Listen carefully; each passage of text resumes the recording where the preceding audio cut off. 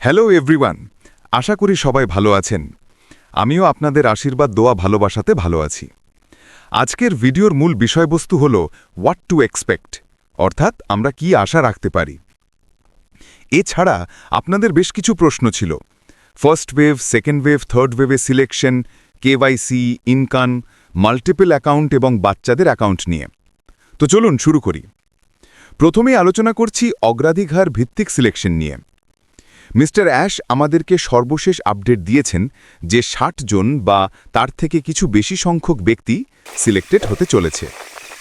Selection প্রক্রিয়া সম্পূর্ণ কোম্পানির ওপর নির্ভর করছে। কারা সিলেক্টেড হবেন, কেন সিলেক্টেড হবেন, সমস্ত কিছু কোম্পানি বিবেচনা করে সিলেকশন করছে।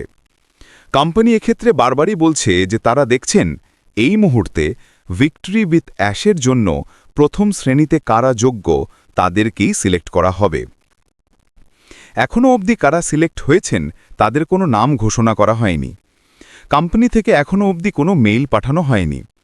সবকিছু পাঠানোর পূর্বে ওইএসএতে আমাদেরকে ডিক্লেয়ার করা হবে। ওইএসএ পপ আপ আসার পরেই মেইল আসা শুরু হবে।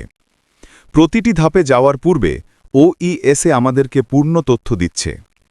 সুতরাং কেউ যদি বলে থাকে যে তার অলরেডি মেল চলে এসেছে, বা কেউ যদি বলে থাকে যে শুনলাম এই নামগুলো লিস্টেড হয়েছে, তাহলে এগুলো সম্পূর্ণ তাদের অনুমান। আসল জায়গা থেকে, অর্থাৎ কোম্পানি থেকে কোনো ডিক্লারেশন আসেনি। আমরা সবাই অপেক্ষা করছি দেখার জন্য।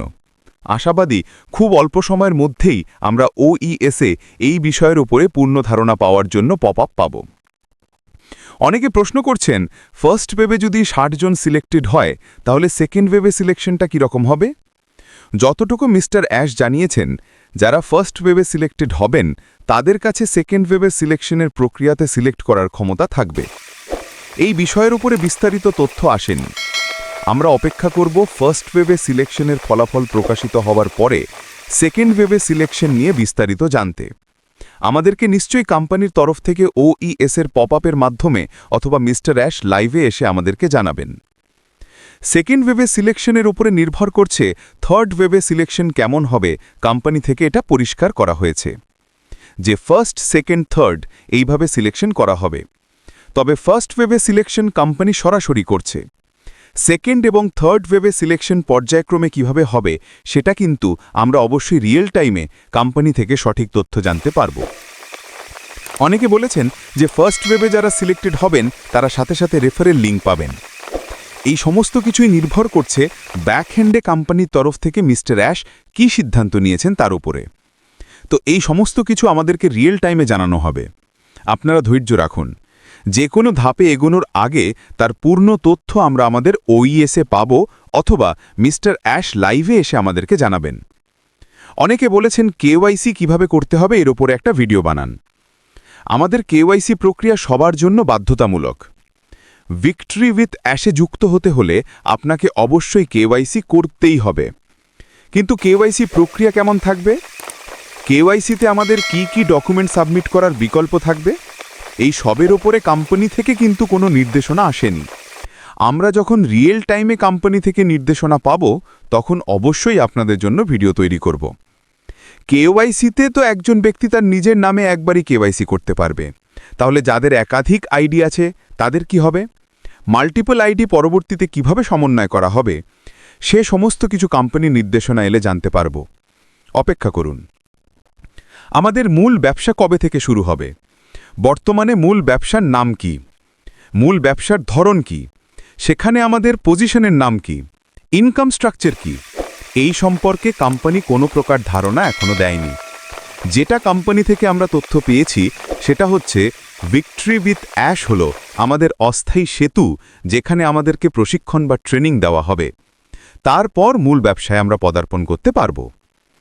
আমাদের ওয়েবসাইট থেকে দেখতে পাচ্ছি যে আগামী 30 থেকে 90 দিনে ভিক্টরি উইথ অ্যাশ থেকে আমরা কি কি পেতে চলেছি।